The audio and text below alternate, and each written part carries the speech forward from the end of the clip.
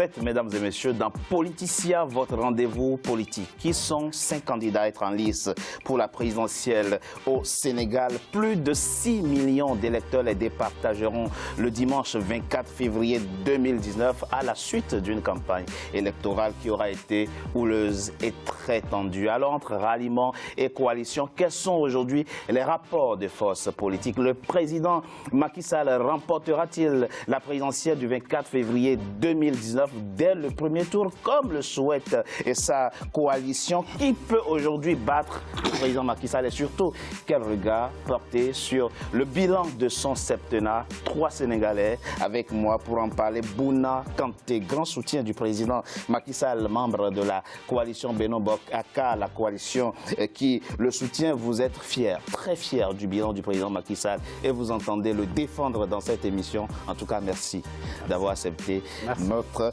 invitation. Moustapha Dramé, vous êtes membre, vous, du Rewmi, le Rewmi France, le parti d'Idrissa Seck, l'ancien Premier ministre et opposant sénégalais, qui lui aussi est candidat à cette présidentielle. Vous avez toujours soutenu pendant le septennat du président Macky Sall, qui n'a pas de programme, que son seul programme était Diamniadio. En tout cas, vous nous en direz davantage au cours de cette émission. Merci. Merci de l'invitation. D'avoir accepté notre invitation. Djibril Seck, vous êtes, vous, membre du PUR, le parti de l'unité du rassemblement d'Issa Sall. L'autre opposant est candidat à cette présidentielle, une candidature que vous soutenez fortement, que vous entendez défendre et justifier dans cette émission. Merci d'avoir accepté notre invitation. La campagne électorale au Sénégal a débuté le 3 février 2019 et s'achève ce 22 février, mais elle a été très houleuse, comme le montre ce sujet de notre rédaction de Dakar, signé Ange Noumenyo. 11 février 2019, Tambacounda, dans le sud du Sénégal. En pleine campagne électorale, des militants du PUR, parti de l'unité du rassemblement du candidat Issa Sall, et ceux de Benno Bokk Yakaar, du président sortant Macky Sall, s'affrontent à coups de pierre et de bâton. À l'origine de ces troubles, des affiches de campagne arrachées par des militants de Benno Bokk Yakaar. Le bilan est de 3 morts et plusieurs blessés. Après ces violences, l'atmosphère politique devient très tendue dans le pays. Si les 5 candidats ont appelé au calme, ils se renvoient aussi la responsabilité de ces affrontements. Les gens peuvent voter pour qui ils veulent sans faire de violence. Et ce qui s'est passé est très regrettable et croyez-moi, c'est déjà le résultat de l'appel à la violence prôné par certains responsables politiques. Mais qu'ils sachent qu'ils répondront de leurs actes. Ils répondront de leurs actes devant les tribunaux. Et la loi s'appliquera sans faiblesse aucune, croyez-moi. Le candidat Macky Sall, dire que ce sont les forces du PUR qui ont été à l'origine de ce qui s'est passé à Tamba. Je me demande d'ailleurs de ce qu'il fait de sa responsabilité comme responsable de l'exécutif. Quand un dossier est en instruction au niveau de la justice, je pense que tout le monde doit s'abstenir de parler, y compris lui. La responsabilité du ministre de l'Intérieur est engagée. L'atmosphère politique devient encore plus tendue lorsque l'ancien président Abdoulaye Wade demande aux Sénégalais de boycotter le scrutin présidentiel. Pour l'ancien président, ce scrutin n'est pas crédible. Il dénonce le fait que son fils Karim Wade et l'ancien maire de Dakar, Khalifa Sall, n'aient pas obtenu le feu vert pour participer à l'élection. Cette élection dont les concurrents les plus dangereux ont été d'abord ignominieusement éliminés et d'autres, pour en arriver à 5 candidats, ne peut pas être appelé des élections et nous ne l'accepterons pas. Depuis la tenue de ces événements, l'atmosphère politique s'est quelque peu apaisée dans le pays. Les différents candidats vaquent chacun de leur côté à leur campagne sous le regard bienveillant des Sénégalais. Pour ces derniers, il s'agit de la dernière ligne droite avant la proclamation des résultats au soir du 24 février 2019. Moustapha Dramé, il est important pour moi de rappeler au début de cette émission que le Sénégal reste un modèle de démocratie dans la sous-région ouest africaine et les acquis démocratiques doivent être préservés. La question aujourd'hui, c'est comment se fait-il qu'une campagne électorale devienne l'occasion d'affrontements sanglants et meurtriers? Merci Richard de cette invitation. Et effectivement, ce qui se passe au Sénégal surprend. Surprend parce que le Sénégal a toujours été considéré comme une référence démocratique. Et en arriver à ce point-là, où ce qui constitue cette référence a perdu ses propres références au point que les fils du pays perdent les référents, ça devient grave. Des morts pour élire. Oui. Hélas. Des morts, hélas, pour élire quelqu'un. Ce n'est pas ce que nous souhaitons dans ce pays. Mais il se trouve que dans ce dernier septennat-là, beaucoup de choses se sont accumulées. Il y a eu beaucoup de frustration, beaucoup d'injustice, beaucoup de malversation, beaucoup de magouilles au niveau de la gestion de l'État. Tout ça accumulé fait une bombe. Donc à un moment donné, la goutte d'eau qui déborde. Oui. Moi j'avais dit très longtemps que certainement on risquerait d'avoir les élections les plus violentes du Sénégal. C'est vrai qu'il y a eu qui était dur, mais en tout cas, dans ces dernières décennies, cette élection-là va laisser des marques. Parce qu'on n'en a pas fini dans la mesure où certaines choses sont en train de se faire cuisiner dans l'approche du 24, et je suis persuadé que d'autres violences, je ne le souhaite pas, mais c'est le constat qui le montre. Le but justement de notre émission, entre autres, c'est de contribuer à éviter justement que des Sénégalais ne tombent à l'occasion d'une campagne électorale. Il n'est plus normal aujourd'hui qu'un pays comme le Sénégal connaisse de morts pendant une campagne électorale. Bouna Kanté, vous avez entendu ce qu'a dit Moustapha Dramé, des frustrations se sont accumulées. Il y a aujourd'hui un mal-être, il y aurait aujourd'hui un mal-être et un malaise au Sénégal et qui pourrait justifier effectivement les tensions que nous avons connues pendant la campagne électorale. Alors, effectivement, à Tamba, on a constaté un regain de violence dans la campagne électorale. C'est ce que je déplore. De quel bord que ça puisse émaner, on ne peut pas accepter la violence dans le jeu politique. Bon, c'est vrai qu'en 2012, on en avait 13 morts. Aujourd'hui, nous en sommes en 3. Même un mort ne peut pas cautionner. C'est un mort de trop. C'est un mort de trop. Donc je demande, j'appelle aux responsables politiques de revenir à la raison et vraiment de faire de telle sorte que cette campagne soit une occasion de développer les programmes, de discuter, d'aller à la rencontre des Sénégalais, que de diriger les joutes verbales en programme politique. Et ce qu'on ne peut pas accepter. Donc je dirais que depuis l'arrivée du président Abdoulaye Wade à Dakar, on a vu un regain de violence parce qu'il a appelé publiquement à brûler les cartes d'électeurs. Il s'est dédié par la suite parce qu'il ne savait pas que les cartes d'électeurs aujourd'hui sont couplées avec la carte d'identité. Il est revenu à de meilleures intentions en disant qu'il faut brûler. Qu'il est responsable essentiellement. Absolument. Il est essentiellement responsable des tensions. Il n'est pas le seul, mais je pense que c'est un langage, un discours qui n'est pas raisonnable. Alors, c'est un discours qui n'est pas raisonnable. On va essayer de comprendre parce que le but, c'est de comprendre ce qui s'est passé et de l'éviter à l'avenir, bien entendu. Alors, la question aujourd'hui, sans faire le bilan du président Macky Sall, nous reviendrons largement sur le bilan du président Macky Sall, notamment économique, social et politique, mais vous comprenez que le soupçon d'interférence politique dans le fonctionnement de la justice aussi justifier et expliquer ces frustrations. Non, ce sont des arguments fallacieux que je ne peux pas accepter. Aujourd'hui, je pense qu'il faut respecter nos magistrats qui sont compétents, qui ont une formation et qui sont là pour dire le droit. C'est ce que vous répondez à Abdoulaye Wade, qui pense qu'on a éliminé injustement Karim Wade, son fils. Mais son fils a été condamné à 138 milliards et puis 6 ans d'emprisonnement pour des faits qu'on a eu à prouver aujourd'hui. Karim Wade n'est pas électeur et c'est l'absent qui est là dans le jeu politique alors qu'il n'est même pas candidat. Pourquoi vous dites qu'il n'est pas électeur ? Parce qu'il n'a pas de carte d'électeur. Quand on n'a pas de carte d'électeur, on ne peut pas voter. Parce que le juge qui l'a condamné ne l'a pas déchu de ses droits civiques. Il ne s'est pas inscrit. D'accord. Aujourd'hui, il n'a pas de carte d'électeur. Donc ça, c'est un premier fait. Mais Karim Wade n'est pas candidat à l'élection présidentielle. Oui. Je pense qu'il faut parler des 5 candidats qui sont là pour vraiment solliciter le suffrage des Sénégalais. Et c'est un jeu habile d'Abdoulaye Wade qui est là à mettre son fils au devant de la scène politique alors qu'il n'est pas candidat. Vous avez raison. Djibril Seck, vous représentez donc à cette table le candidat Issa Sall. Quel est aujourd'hui le message qui est le vôtre à l'endroit des Sénégalais et notamment dans la perspective de ce scrutin du 24 février qui doit absolument rester un scrutin paisible ? Alors, pour le Parti de l'Unité du Rassemblement, je pense qu'après les événements qui se sont déroulés à Tambacounda, le parti avait fait un communiqué pour parler de cela, pour parler du déroulé des événements à Tambacounda, puisqu'on était vraiment les victimes de ces affrontements-là, où notre caravane a été, de part et d'autre, donc, où notamment notre caravane a été vraiment pris en otage.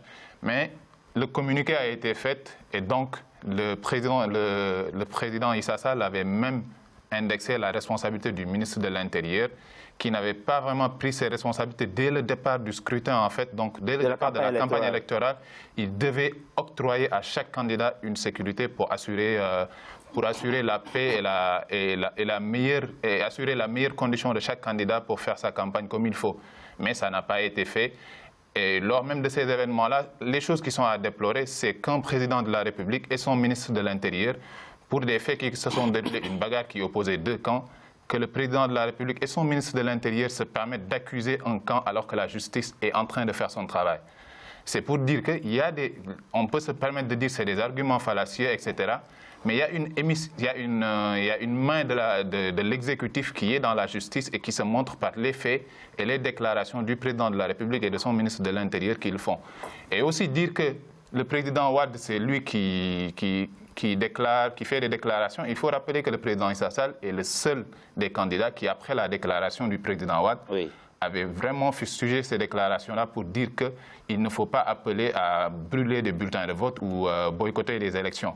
Donc, le président Issa Sall et le Parti PUR constituent un parti qui ne fait jamais appel à la violence. Et c'est cette couleur et cette connotation qu'on donne au Parti de l'Unité et du Rassemblement, qui est un parti discipliné, organisé, que tous les Sénégalais reconnaissent. Moustapha Dramé, nous sommes en campagne.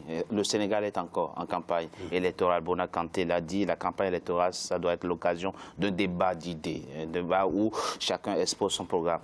Faisons un exercice simple. Idrissa Seck, que vous soutenez à cette table, quelle est l'idée principale qu'il incarne aujourd'hui et qu'il propose aux Sénégalais? Alors, dans un premier temps, je m'inscris en faux que de dire que c'est Wade qui a mis le feu au Sénégal. C'est ça qui est l'argument fallacieux. Ce n'est pas vrai. Parce que d'autres arguments violents étaient là bien avant que Wade arrive. Ce n'est pas Wade qui a parlé des milices et des gros bras. Ce n'est pas Wade. C'est avant qu'il arrive que le ministre Mbaye Niang a parlé des milices et des gros bras qu'on a vus. D'accord? Ça ne vient pas de Wade. Oui. Donc, c'est très facile de dire que tout provient de là. Bon, pour le reste, nous, Idrissa Seck est pacifique. C'est quelqu'un de très pacifique et il mène une campagne très honorable. On est très fiers de lui parce qu'il a choisi une méthode qui n'a rien à voir avec les grands convois où des millions sont en train d'être distribués.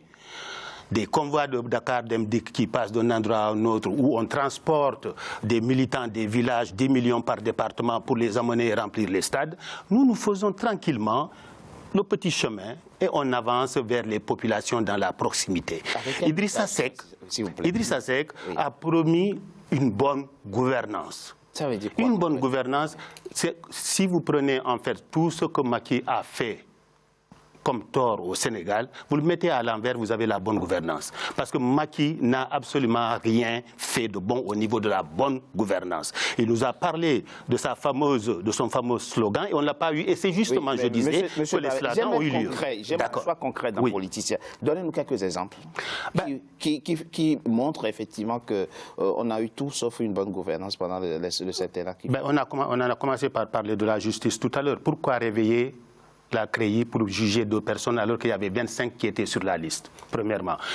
Chose plus récente, les 29 milliards dont on accuse Mbaye Niang, qui a démissionné et le président le remet à sa place. Ça, c'est de la mauvaise gouvernance. Troisièmement, pourquoi est-ce que quelqu'un est accusé de 94 milliards et le juge ne s'en occupe pas, le procureur ne s'en occupe pas? Mauvaise gouvernance. Troisièmement... La justice a son temps, il y a le temps de... Oui, mais il y a le temps il aurait fallu commencer. D'accord, ok. Il aurait fallu commencer, ça n'a même pas commencé. D'accord. Autrement, de la même manière que Khalifa Sall a été accusé de 1,8 milliard, de la même manière, Siré Dia et Anne du coude et de la poste sont aussi indexés et personne n'en a parlé. C'est la mauvaise gouvernance. Donc on le peut message citer des exemples... Sans compter les investissements improductifs qu'il a fait ici ou là, en évitant aux Sénégalais de manger à leur faim des investissements. On reviendra justement sur... mais je reviendrai tout à l'heure sur la position d'Idrissa Seck en ce qui concerne cette campagne-là. Et vous verrez la gouvernance aujourd'hui au Sénégal est tellement chaotique que Idrissa Seck incarne une nouvelle forme de gouvernance qu'il propose au Sénégal. Ce n'est pas moi qui le dis, c'est la nature des choses même et les populations le disent. Bouna Kanté, le président sénégalais, est en train d'achever un septennat. 7 ans, c'est beaucoup à la tête d'un État. Pourquoi sollicite-t-il à nouveau le suffrage des Sénégalais? Et depuis que le Sénégal existe, tous les présidents qui ont eu à succéder Macky Sall ont eu au moins 2 mandats. C'est un effet de mode alors? Donc ce n'est pas un effet de mode, mais bon, moi je fais partie de ceux qui sont convaincus en 7 ans, on ne peut pas impulser une transformation réelle du pays. Donc le président a mis en place beaucoup de chantiers et je pense qu'avec un deuxième mandat de 5 ans, parce que la Constitution a été réformée, révisée. Sous son initiative. Sous son initiative. Absolument, qui a réduit le mandat de 7 à 5 ans. Et je tiens à le saluer. Donc effectivement, il s'était engagé à le réduire une fois élu, mais le Conseil constitutionnel a estimé que bon, le mandat de 7 ans, on ne pouvait pas y toucher. Mais pour l'avenir, le président sera élu pour 5 ans. Le président qui sera élu là le 24 février. Donc l'idée principale aujourd'hui qui justifie la candidature du président Macky Sall, c'est que nous avons commencé quelque chose qu'il faut poursuivre. Nous avons commencé beaucoup de chantiers, le PUDC, Promoville, ainsi de suite. Donc on a vu Ila Touba, on a vu beaucoup de réalisations au Sénégal. Et je pense qu'avec un deuxième mandat, il va vraiment asseoir les bases de l'émergence. Et c'est ça qu'il faut aujourd'hui, parce qu'il a impulsé une dynamique, il a impulsé une façon de travailler, il a impulsé voilà, une façon de gouverner le Sénégal qu'il décrit, mais bon, je le comprends. Avec des exemples concrets qu'il a cités quand même. Ces exemples, en tout cas. Ces exemples ne tiennent pas, parce que bon, je pense que c'est le jeu de l'opposition et je lui accorde. Quand il fait allusion aux 94 milliards dont Sonko nous parle, aujourd'hui, ces 14 milliards ne sont pas avérés, parce que même Sonko s'est dédié en parlant de 46 milliards. Donc, on reviendra de toute façon sur ces différents points évoqués, mais très rapidement, Djibril Seck, le président Issa Sall, et que vous représentez à cette table, quand on pense à sa candidature, il faut penser à quoi? Quelle est l'épine dorsale de son programme? Quelle est l'idée principale? Il incarne quoi aujourd'hui? Quelle proposition pour les Sénégalais? Alors, lorsqu'on parle de programme au Sénégal, il y a beaucoup de programmes, il y a beaucoup de choses, mais il faut parler aussi de la personne qui véhicule ce programme-là. Et c'est ça qui est plus important pour le PUR et son candidat. Pour parler de programme, il faut parler de la personne qui le véhicule, et le candidat Issa Sall est un homme qui est intègre, un homme qui est juste, qui n'a jamais été cité dans aucun scandale qui concerne le pays, et un homme qui a vraiment investi dans son pays avant même de briguer le suffrage, avant même de demander à briguer le suffrage du Sénégal. Les autres ne sont pas intègres, les autres candidats ne sont pas, non? Les faits sont là. Il y en a beaucoup qui sont cités dans beaucoup de scandales. Tous les candidats dont tu parles, pour chaque candidat dont on parle... Mais vous nous parlez de la personne, mais moi je vous demande normalement l'idée, le programme, l'idée. Je viens d'abord de parler de la personne qui va véhiculer ce programme-là, parce que c'est très important. En fait, on nous parle de programme. Chacun peut dérouler un programme qui est important, mais la personne qui le véhicule est assez importante. Donc ça, c'est un premier point. L'autre point qui concerne le programme du PUR, c'est un programme qui est axé sur l'homme, en fait. Le programme du PUR tourne autour de l'homme, parce que le candidat Issa Sall et le parti PUR pensent qu'on doit d'abord capaciter l'homme, parce que c'est la première ressource. Mettre l'homme au centre de l'action publique. C'est cela. Mais vous nous en dites davantage après une courte pause. On marque une pause, à tout de suite.